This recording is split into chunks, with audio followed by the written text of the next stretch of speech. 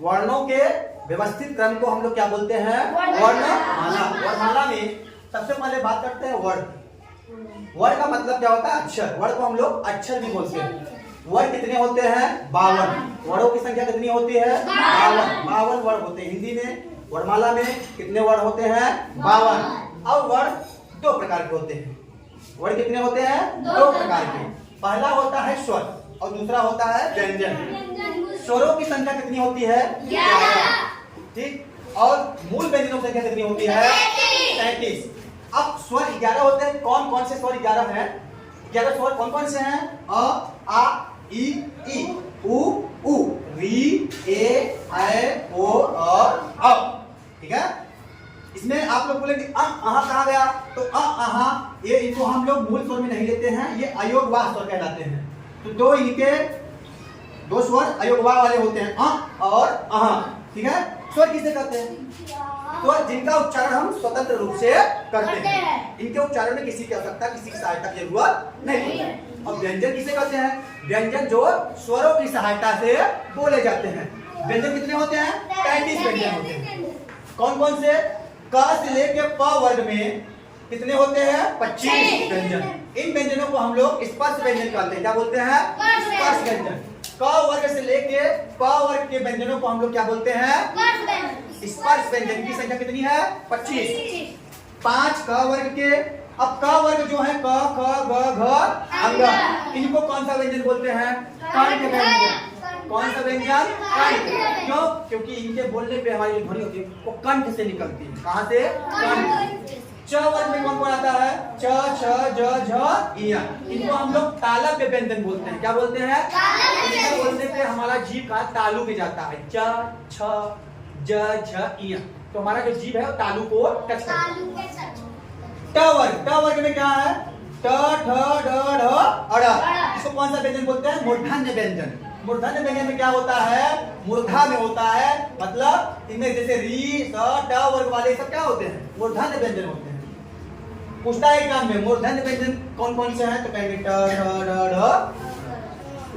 अगला है ट वर्ग। ट वर्ग में कौन कौन से व्यंजन है? त, थ, द, ध। इनको हम कौन सा व्यंजन बोलते हैं? दंत व्यंजन। क्या?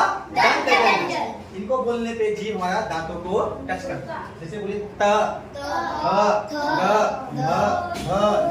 जीभ हमारा ऊपर वाले दांत को टच करता है। अगला है प वर्ग के व्यंजन। कौन कौन से? प, फ, ब, भ।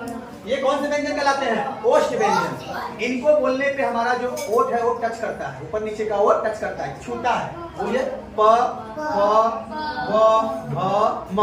ओठ टच हो रहा है दोनों, इसलिए क्या बोलते हैं इसको? ओष्ठ व्यंजन। क्या बोलते हैं? अगला है य, र, ल, व। इनको क्या बोलते हैं? अंतस्थ व्यंजन। क्या बोलते हैं? अंतस्थ व्यंजनों की संख्या कितनी होती है? 4। देखो अंतस्थ व्यंजन क्या होता है? जो जीभ, तालु, दांत और ओठ के सटने से आवाज निकलती ना।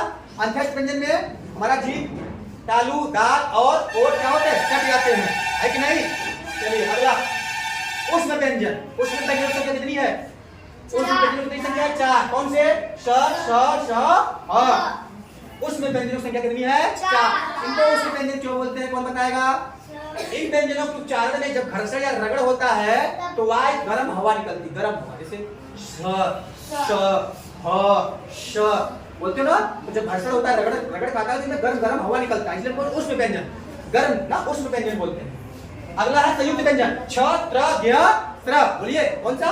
छ, त्र, ज्ञ, त्र। ये दो व्यंजनों के मिलने से बनते हैं। संयुक्त व्यंजन क्या होते हैं? दो व्यंजनों के मिलने से बनते हैं। जैसे देखिए छ, छ किससे किससे बना है? क और स से। त्र किससे बना हुआ है? त और र से। ज्ञ किससे बना हुआ है? ज और इ से। त्र किससे बना हुआ है? छ और र से। और दो व्यंजन और हैं द्विगुण या उच्छिष्ट व्यंजन। कौन से हैं? ढ, ढ, ढ, ढ, है कि नहीं? तो ये कौन से व्यंजन है? उच्छिष्ट व्यंजन या द्विगुण व्यंजन। अब 33 व्यंजन कैसे होते हैं ये जोड़ते हैं। 25 स्पर्श व्यंजन हो गए। देखिएगा 25 स्पर्श व्यंजन, 4 अंतस्थ व्यंजन और 4 उष्ण व्यंजन। यही व्यंजन जो मूल व्यंजन है 33 होते हैं। कौन कौन से? 25 स्पर्श व्यंजन, 4 अंतस्थ व्यंजन और 4 उष्ण व्यंजन। ये 8 हो गए और 25 और 8 33। मूल व्यंजनों की संख्या कितनी है? 33। व्यंजन क्या होते हैं? जो स्वरों की सहायता से बोले जाते हैं। द्विगुण व्यंजन किसे कहते हैं? ढ और ढ को। इनकी संख्या कितनी है? 2। अब कोई आपसे पूछे अंतस्थ व्यंजनों की संख्या कितनी है? अंतस्थ व्यंजनों की संख्या कितनी है? 4। पुष्प व्यंजनों की संख्या कितनी है? 4। और संयुक्त व्यंजनों की संख्या 4। ठीक है, ये समझ में आया? अब देखिए स्वर दो प्रकार के होते हैं। एक होता है मूल स्वर या ह्रस्व स्वर। मूल स्वर या ह्रस्व स्वर। ह्रस्व स्वर मतलब छोटा, एक मात्रिक होते हैं, इसमें मात्रा नहीं लगाते। मूल स्वरों की संख्या कोई पूछे कितना बताओगे? 4। मूल स्वरों की संख्या 4। और दीर्घ स्वरों की संख्या 7। मूल स्वर कौन कौन से? अ, ई, उ, री।